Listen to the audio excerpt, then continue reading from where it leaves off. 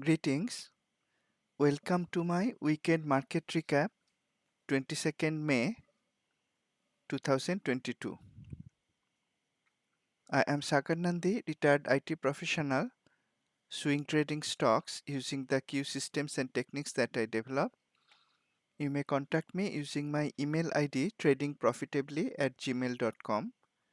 I regularly share live market and stock analysis on my website sagarnandi.com, YouTube channel Trading Profitably and Twitter handle Sagarnandi. You are most welcome to make use of them. Disclaimer: this demonstration is for educational purposes only. I am not an investment advisor. It is not a trade recommendation. Trading involves risk. You and only you are solely responsible for the outcome of your trades. I may mention about options trading from time to time. You may refer to the characteristics and risks of standardized options document from Options Clearing Corporation to decide if option trading is suitable for you. I use the Q systems running on Metastock platform. Q systems also run on TradeStation for the technical analysis. These are all the components that I use, and I'll be using them in today's live session as well. That was the last presentation. Let's start with a view of the global markets, starting with Australian market, all ordinaries. And I tweeted a while ago while announcing this market recap that I will show the global markets are much stronger than the USA market. You can see that from Australian all ordinaries as well. Let me use the measuring tool. From the high here to the low here, all ordinaries was down by 9.8%. If you consider this as the low, then it is down by about 11%. The recent low from the top was down by less than 10%.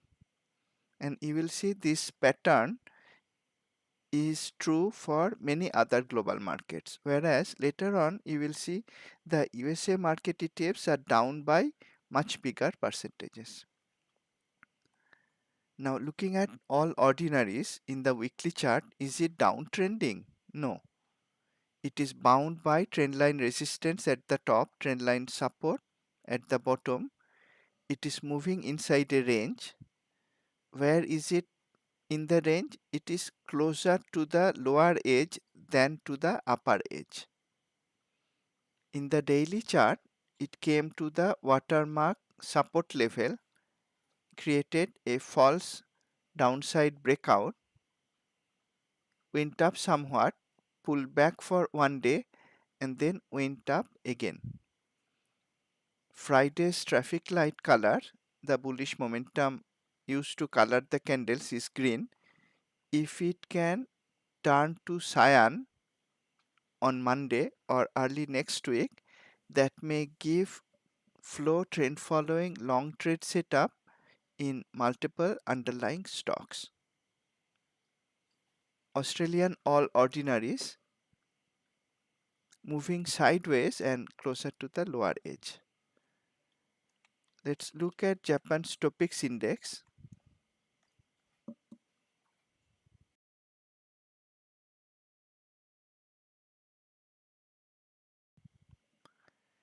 Use the measuring tool again.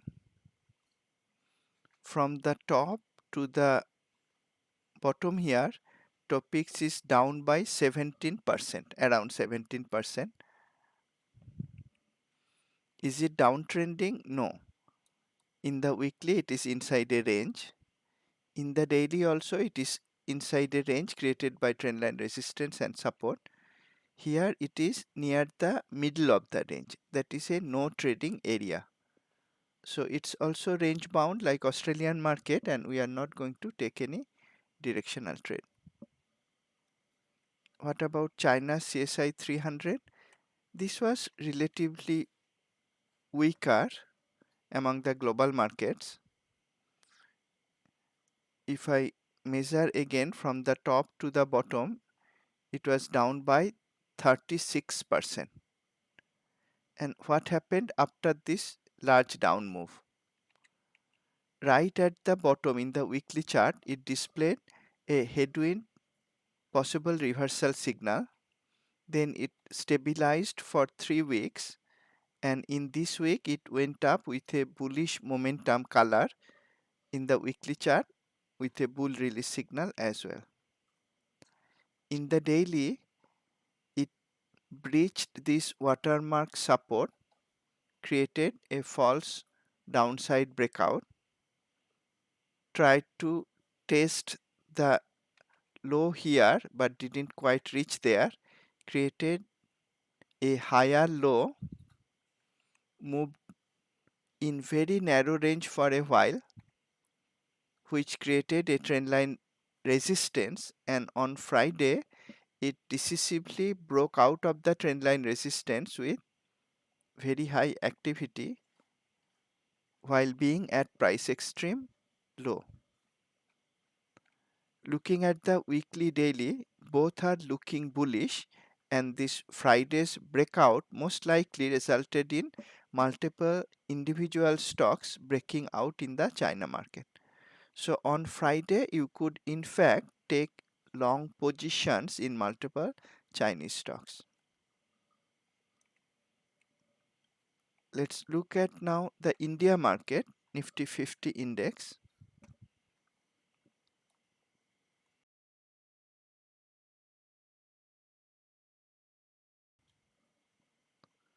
Once again, use this very useful measuring tool. In the weekly chart, it was down by 15.9%. The recent low was about also same, about 15 point something percentage. Notice that right at the top here in Nifty 50 weekly chart, we had a bearish headwind that would have alerted us that a down move was impending and you could protect profit in long positions. Now, if you look at the weekly chart, there were watermark resistance supports at this level, which was retested 2 times, once here, and that support level, which was resistance at one point and then turned support, that support level is still holding. In fact, this weekly drop was sudden and severe. You can read that more clearly from the daily chart. It was a sharp decline from the top here. Then it came right to the watermark support, the long-term watermark support in the weekly chart, and that held. In the daily, it displayed a bullish indecision at the bottom at the watermark support level when jump and thrust were at extreme low. If you combine all the colors, they were at extreme low, bullish indecision at jump and thrust low. Then price went up on this candle with a bull release signal, tried to retest the previous low where the bullish indecision came, didn't quite reach there. However, this sharp down move scared away the last few weak holders. It didn't quite reach the earlier watermark support, neither this one nor the earlier one. But this huge gap down move and a solid candle, I'm sure, scared away many traders who were still holding all the way from the top. And what happened immediately after that is we have a bullish flow candle, cyan color, bullish momentum with bullish headwind, possible reversal signal. Weekly has support. So if you look at weekly daily now, if I remove the drawings, we most likely had multiple buying opportunities in India market on Friday. That was true for China market also. Both were down, and then were just starting to go up on Friday. Lastly, let us look at Footsie index UK market.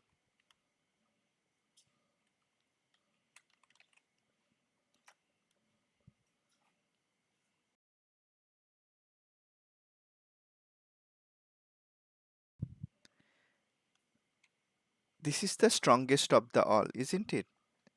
That's why I changed the usual order. Instead of studying Nifty last, I kept Footsie for the last global index to study. Where is the weakness in the weekly chart? Almost none. It is still having very sharply uptrending trend lines.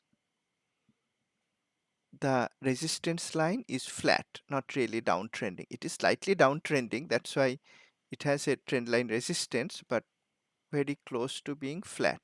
Once again, we had bearish headwind at the very top in weekly as well as here in daily. Both of those alerted us about possible down move, and we could protect long positions at that time. Now, at the right edge in weekly, it is inside a triangle, and this week's candle shape is very indecisive.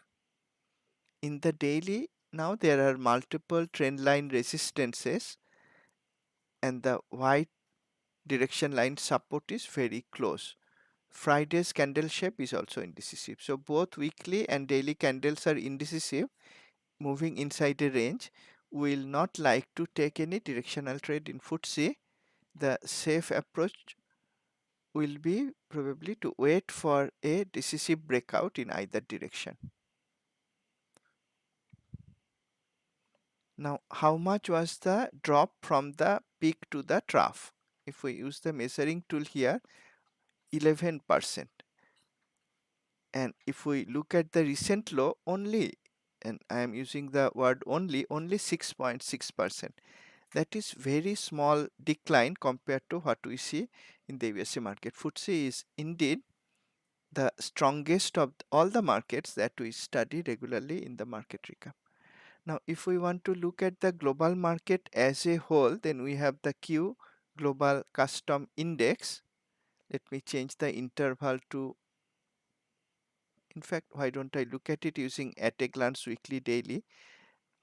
I mentioned in the tweet I sent a while ago that global markets, some of them are ready to move up. We saw that was true for China as well as India market on Friday. We would have low risk buying opportunities, and if we look at the global custom index as a whole,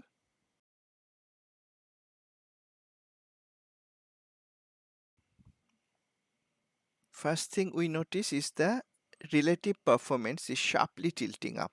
So global market, this global custom index as a whole is performing the USA market. Is it downtrending? Not really. It's inside a range in weekly. In daily also, it has watermark support and trend line resistance. If you see in the weekly, it came to this very long term trend line support, stopped right there.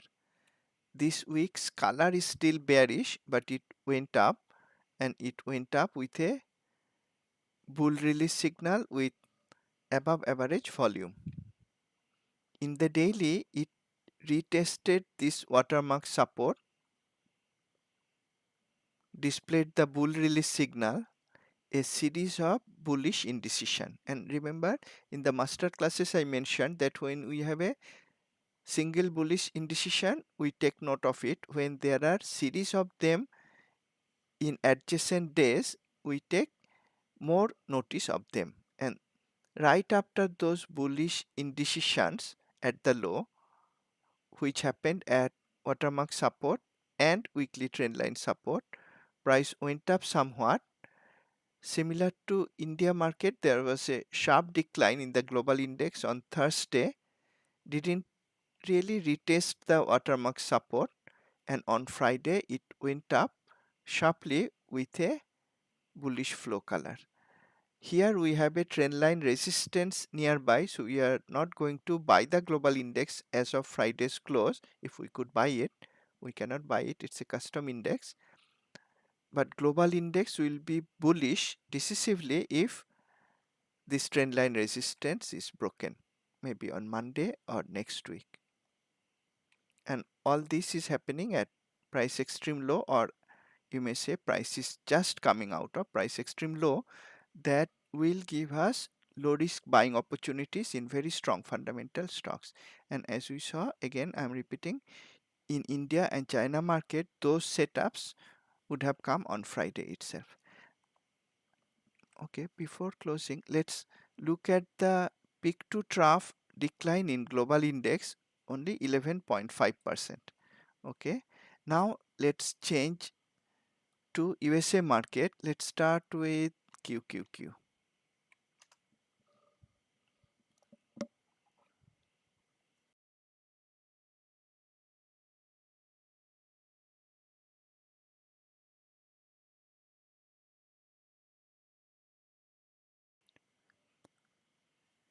First thing I'm going to do is to use the measuring tool from peak to trough, and the trough came this week. That low is 31.5%. Let's say 31%. That's much more than the global index, which was down about 10-11%, and this is almost 3 times. So USA market is decisively much weaker than the global market as a whole. However, as I showed, the global market as a whole as well as some of the individual markets are showing signs of recovery, and if that happens, USA market may also go up. Are there signs of exhaustion at least? Of course, the weekly chart is showing there is no sign of bullish momentum, neither is any bullish momentum on the daily chart. However, what we may look for is, are there signs of exhaustion? Yes, jump thrust low, a bullish headwind. Price did go below the watermark support on Friday, however, created a false downside breakout. The closing was above the watermark support, and we have one bullish indecision at the low. There are multiple trendline resistances to be bullish in USA market, at least as far as QQQ is concerned. We'll need the price to break out of these two trendline resistances. The next resistance trendline is far away. The moment we have, and if we have a breakout of these two trendline resistances, individual stocks will also give probably breakout or other trade setups. It is oversold, I may say. There is no bullish momentum sign. We have to wait for that, but it is oversold, down from the peak more than 30%. What about SPY?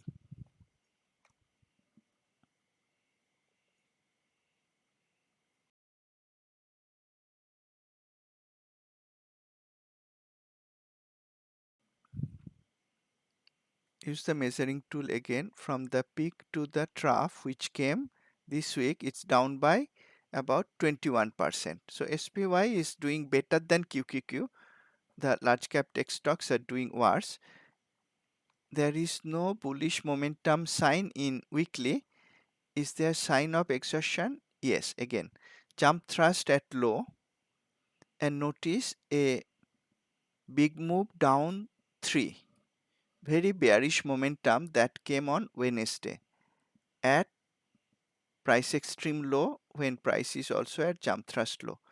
When big move down 3, huge bearish momentum comes near the low, it may be a sign of exhaustion. Here also we have a trendline resistance. We'll need to see if the trendline resistance can be broken.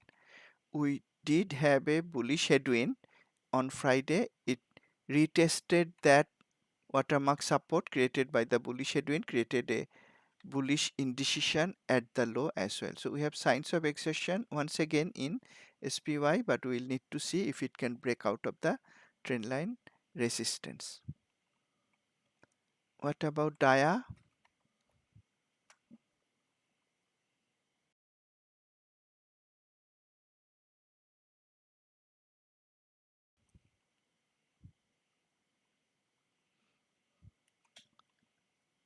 bearish color in daily, weekly both.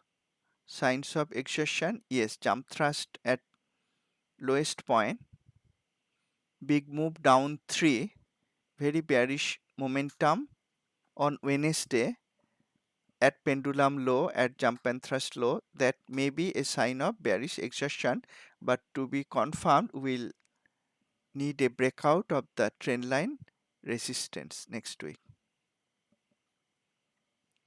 Lastly, IWM.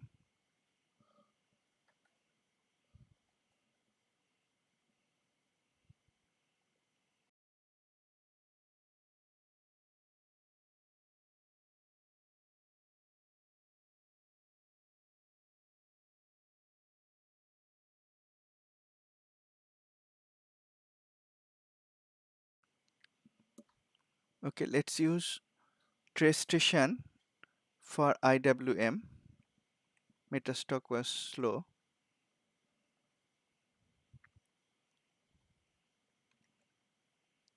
A huge drop from the top, isn't it? There is a measuring tool in trade station as well. IWM declined by 31% from the top, similar to the decline in QQQ. There is no bullish momentum in weekly or daily. Is there sign of exhaustion? Yes, jump thrust low, and that's about it. We will need a breakout from these two trendline resistances before looking for a buy setup in individual. Sorry, I'm looking at QQQ. Beg your pardon. Let me look at IWM. This is IWM. Weekly bullish indecision, 2 weeks in a row. Bullish indecision at the low. Indecisive shape candles also. In the daily, we have jump thrust low, and we do have a big move up 3 bullish momentum day on this day. That also had a bull release signal shown here as well. Sorry, not there. Bull release signal that is shown here also, and a big move up 3, very bullish momentum at jump and thrust low. More often than not, such a combination, big move up 3 at jump thrust low, pendulum low, leads to price move in subsequent days or weeks. We see that price went up somewhat, tried to come down. So far it is creating a higher low. Friday's candle color is indecisive, shape is indecisive. To be able to buy small cap stocks, IWM is the small cap ETF, we will need a breakout above this trendline resistance. So all the 4 market ETFs are showing signs of possible exhaustion, but to be able to buy, we'll need several trendline resistances to be broken. And if we look at the very powerful market breadth total view, let's see if there are signs of exhaustions from the internal point. Firstly, let's look at the percentage of stocks above 50 MA, and this is a very complex calculation looking at the 6 market indices, 2 composites and 4 major indices. If we look at the percentage of stocks for this total view above 50-day MA, whenever it goes below the 20% level, it is oversold and we may look for a bounce. If you remember, when price came here and then we had a Eureka day, that was in fact last weekend. The Eureka came on previous Friday. During the weekend, I could not have the market recap video, but I shared a series of tweets telling that that could be the time to start looking for buy setups. That was also when price was below 20% level for this percentage of stocks above 50 MA. Then it was starting to go up. Then price retested the low in the total view custom index if you notice carefully, the percentage of stocks above 50 MA did not make a lower low. So we have a bullish divergence in progress. To be able to buy confidently, we'll wait for this yellow line to go above the 20% level. We also see a bullish divergence already visible in the new high low percentage. If you look at advanced decline and up down volume, there is no bullish divergence. However, if you remember the master classes for advanced decline and up down volume, to read the bullish divergence is there or not, we rely on the weekly interval. So let me change it to weekly interval, and when I change to weekly, we are looking specifically for possible bullish divergence in advanced decline and up down volume, and it seems to be forming. We will need a tilt up in both advanced decline and up down volume next week, and that will create a very obvious bullish divergence in both of them. That will be the time to start buying stocks once those bullish divergences are confirmed in advanced decline up down volume in the weekly interval. Let me change back to daily interval. Signs of exhaustion, yes. Now looking at the internal picture in this total view, there was a Phoenix day on Wednesday, and it was a very down day. Distribution count was 6. All across the board there was heavy selling and broad selling in all the 6 indices. That resulted in a distribution count of 6. When distribution count becomes 3 or more and price is at a relatively higher level, those are the points to confidently start to short. When heavy distribution count comes after price has declined, then there may not be easy shorting opportunities. Instead, you may look for possible exhaustion. Also, if you look at the 3-month new high, new low index, whenever it reaches the lowest extreme, it has a tendency to go up. What goes up? The market, not necessarily, but the 3-month new high low goes up. That means at least some stocks go up. And we are able to drill down into those stocks using Q systems. So here the new high low went up after hitting the extreme low. Now it is hitting the extreme low again. And we have Phoenix, we have 6 distribution count that may point to exhaustion. We have multiple bullish divergence about to be formed, especially in advanced decline up down volume. In new high low, we already have quite clear bullish divergence if we have an uptick next day or next couple of days.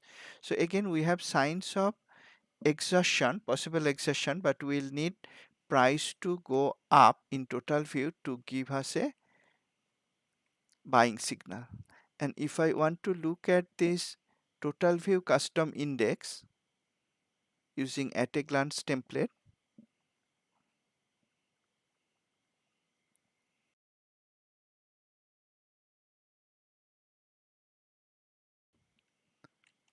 notice that though weekly color is bearish, daily color is also bearish. For total view also, we had a bullish headwind, possible reversal signal. From there, price went up somewhat, retested the previous low, creating a false downside breakout at the watermark support, and Friday's price closed above the watermark support. However, there are multiple trendline resistances. We will need to see a breakout above those trendline resistances before we can start buying. Signs of exhaustion, yes. Here also we have jump thrust low and big move down 3 at jump thrust low at price extreme low. That may be a sign of exhaustion. We'll need a breakout above the trendline resistances.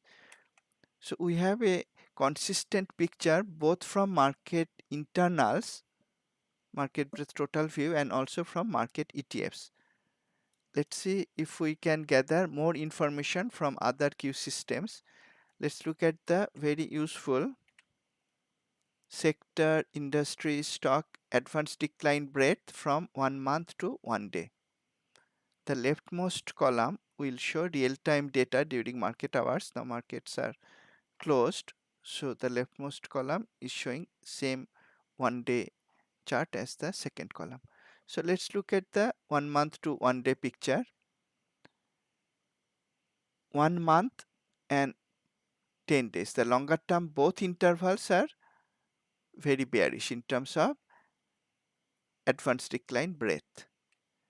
5 day medium term is also bearish but less bearish than the longer term.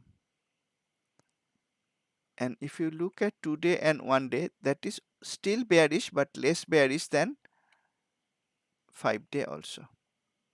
So we are seeing gradual improvement in advanced decline breadth across sectors, industries, stocks, but it is not bullish yet.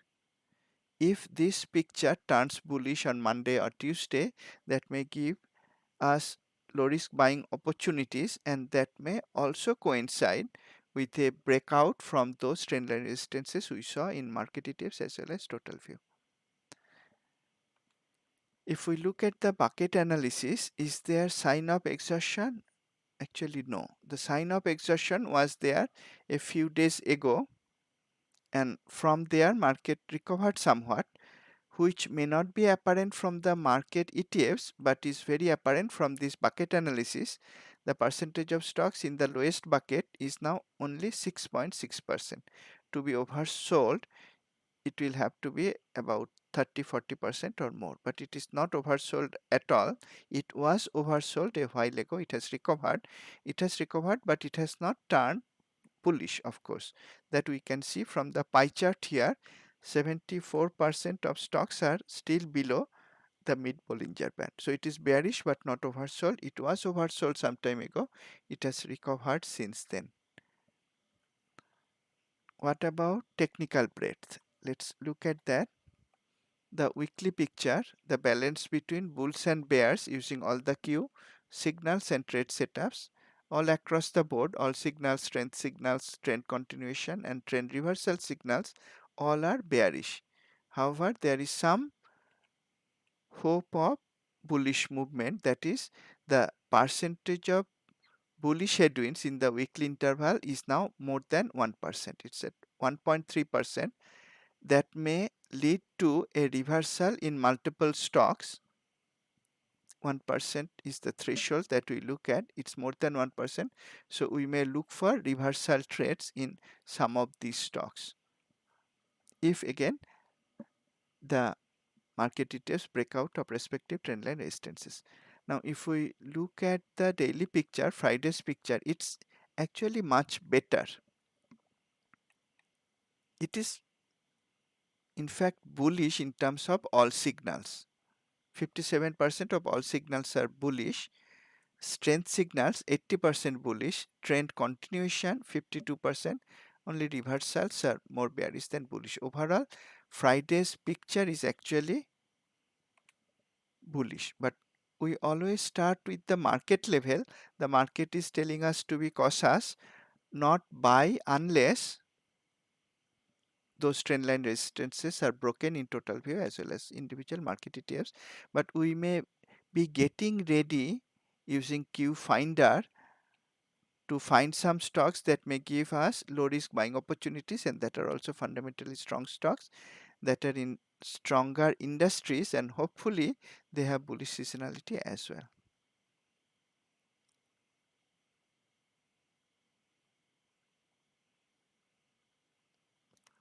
If you look at, I'll not go through individual stocks from Finder, but you can see on Friday there were several stocks that went up significantly, isn't it?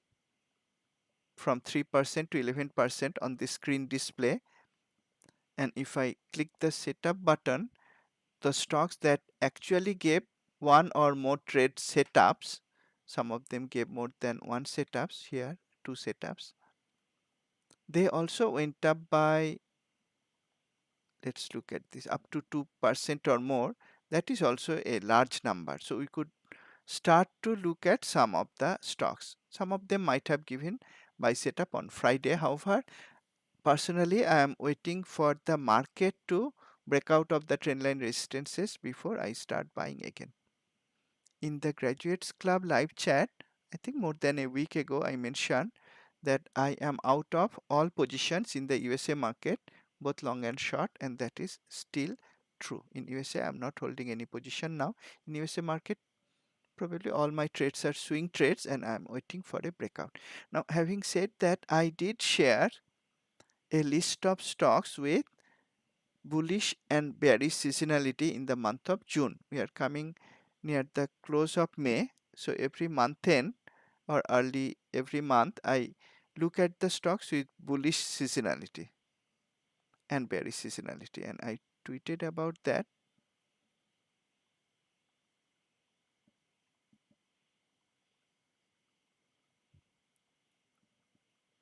Let's look at my Twitter page, handle Sagar Nandi here.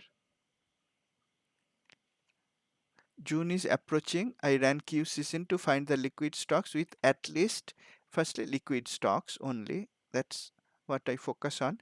Then those with at least 10 years of history that is required for the seasonality analysis to be meaningful and that have strongly bullish or strongly bearish seasonality, minimum 80%. And when I ran that analysis, only handful of stocks came with very high bullish seasonality in June. How many? 8. Now we saw market was down very much. So out of those 8 stocks, how many are up this month? Remember, this seasonality is for June. How many are up this month? Only 2, that is 25%. And if I look at bearish seasonality, again, handful of stocks. More than 10 years of history, very bearish seasonality in the month of June, handful of stocks. 7 stocks. How many are down this month? 4, or about 57%. Now I did look at all these stocks and I found 2 interesting stocks, one bearish side, one bullish side. Let's look at them. That might have given a setup on Friday after completing 360 degrees analysis. Is that true? Let's find that out. One stock that I tweeted, both the stocks were on that list. One was,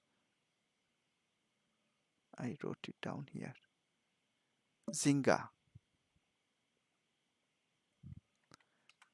ZNGA. Let's do a fundamental analysis of ZNGA using QVital.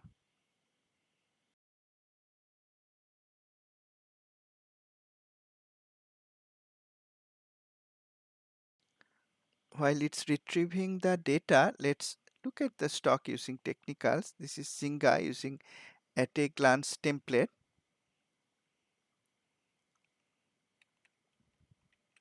Had a sharp decline in the weekly chart, huge gap up move here, moved sideways, earnings was somewhere here. Then backdrop color turned bearish. Where did it stop going up? At the trend line resistance coming from far away. Then started to go down. Again earnings here tried to go up. Now coming down, backdrop color is bearish. In daily, Zynga had a very sharp decline here. Earnings was here, seen by the dollar symbol. Had a sharp recovery. Where did it stop? Right at the trendline resistance where bearish indecision at the top came, where price stopped at both the yellow and white direction lines. And on Friday, it broke below the other 3 direction lines also. So it created what some people call a fan out, came below all the direction lines, and those are lagging indicators and they are useful lagging indicators. What is more important to Q traders and me is that it reversed right from the trend line resistance. Traffic light color turned red, and that met the requirements of a pullback short setup. How could you know that? If you dropped Zynga on Q Finder, you could do that either on TradeStation like I am doing here, or you could do it on Metastock Q Finder running on Metastock. You can see it gave a bearish pullback confirmed setup on Friday. There are other signals in Finder here. I am not going to look at all of them. So Zynga has a confirmed, you may say almost confirmed. There is a small lower tail at Friday's close. So if I looked at it at Friday's close, I would not take a short trade at the close. I will keep it in my watch list, and on Monday using intraday pivot chart I may initiate a short trade. If I watched Zynga intraday, then I could look at the pivot chart on Friday. Let's see if there was a buy setup, sorry, short setup. On Friday, Zynga created early range high and early range low, and here it decisively broke below early range low. So you could take a short trade here provided Q Finder signaled the pullback short setup at this point. Stop would be just above early range high. Stop was not hit. At the close of the day, the short trade had covered more distance than the risk taken here. Reward was more. You could book partial profit, you could hold partial position. So if you used intraday pivot chart, you could probably short it here itself, but I didn't do that. If you looked at it at the close, probably you would wait to see what happens on Monday. So anyway, Zynga, let's look at its fundamentals. Are we looking for 360-degree trades? Yes, that has to be weak from fundamental point of view, technical point of view, industry point of view, and hopefully seasonality point of view. Now this stock has medium valuation, negative earnings growth, steadily negative earnings growth for 3 quarters. Last year also heavy negative earnings growth. And remember what we saw on the daily chart, after earnings it tried to go up and then reverse from trendline resistance. That is bearish.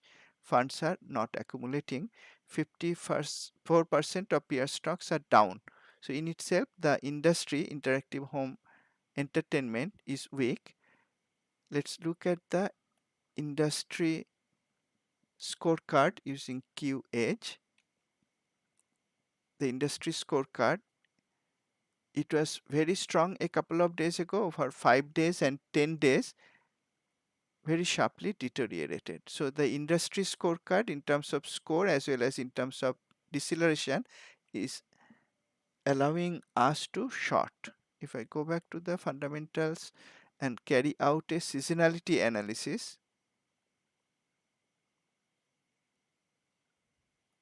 now again it's retrieving data, and see the June seasonality is very bearish. 20% bullish means 80% bearish. So this was one of the bearish seasonality stocks I shared in the list, and I found that this is giving a possible short setup as of Friday's close. Now on the bullish side, I didn't check the seasonality. I think I didn't check, but let's look at the stock Horizon Therapeutics, ZNP. Let me just go to Q Vital, start calculating its seasonality and also fundamental scorecard, and go back to the technicals. See how using Q systems we are able to buy strong fundamental stocks at very low price point. I know many people are comfortable buying only uptrending stocks. We can do that in Q systems as well, but we also can find very strong fundamental stocks at support at the very low point. And remember, when a stock goes from support to uptrend, that happens not because of retail traders buying, that happens for big institutions buying. Otherwise, downtrend does not change to uptrend. And it is true, if you follow IBD methodology or other similar methodology, it is true, breakout from the top with high volume also happens because of institutional buying, but that is not the only time where big players buy. Again, I repeat, a sharp downtrend like here also changing to uptrend does not happen because of retail traders buying. That must happen because of big players buying, and we have an opportunity to participate in such a possible move now. Horizontal horizon not horizontal horizon therapeutics came to this trend line support in weekly, sharply recovered from there. This week it has an indecision candle in shape and also bullish indecision at the bottom in weekly. Notice in daily, it came to the watermark support, created a false downside breakout, tried to go down, created a higher low, and broke out on Friday, broke out of the trendline resistance. Remember, for the market ETFs and total view, I am looking for such a breakout from trendline resistance. HZNP has already given the breakout. Was there sign of exhaustion before that? Yes, jump thrust low, pendulum low. What happened after that? Big move up 3. Almost always. Big move up 3 at jump thrust low, pendulum low leads to price moving higher in coming days or weeks. And it may be doing that in HZNP. However, of course, market is very important. If market continues to be very bearish, HZNP may also come down at least temporarily, but it is looking much stronger than the market. It has a breakout. Now as of Friday's close, will I buy it? No. Opposite to what we saw in Zynga, it has a small upper tail. So I would not buy at the close on Friday. I will wait to see if on pivot chart, intraday chart on Monday or Tuesday it can go up. Now before categorizing HZNP as a buy candidate, let's complete the 360 degrees analysis. Let's look at the fundamental scorecard, and very opposite to what we saw in the bearish candidate. Undervalued stock, very high earnings growth, steadily increasing earnings growth. Both are important. Steadily increasing and very high earnings growth. Again, opposite to what we saw in case of Zynga, funds are buying here. Opposite to what we saw in case of Zynga, very large percentage of stocks are up in the industry, biotech industry, 79%. If we look at the industry scorecard, this is clearly bullish, again opposite to what we saw in Zynga. Rapidly improving, a possible turnaround candidate, one of the strongest industries shown by the shaded backdrop, shaded dots in the scorecard. So industry allows us to buy. If I go back to the fundamentals and look at the seasonality, I didn't check that before. Well, it has very high bullish seasonality in both June and July. So we are able to find, once again, this live analysis shows we are able to find both bearish and bullish candidates aligning many dimensions. And in this case, in these two stocks cases, not only aligning industry strength weakness, fundamental strength weakness with technical setups, but also we are able to align seasonality. We are at almost 1 hour point. I will not go through more stocks. However, you may carry out these kinds of analysis. We carried out seasonality first analysis. You could also do fundamental first, top down or bottom up analysis using Q systems. As you know, I was not able to carry out market recap for a number of weeks. I was traveling and then my internet was not very fast. Now I am happy to be back. I hope to conduct the Same recap next week as well at the same time. I'll announce the date and time through Twitter, maybe on Saturday, not on Sunday. Let's end today's session here. Thanks a lot for attending. I look forward to seeing you in my next session. Have a great weekend and no reason not to do that. Trade profitably. Thank you.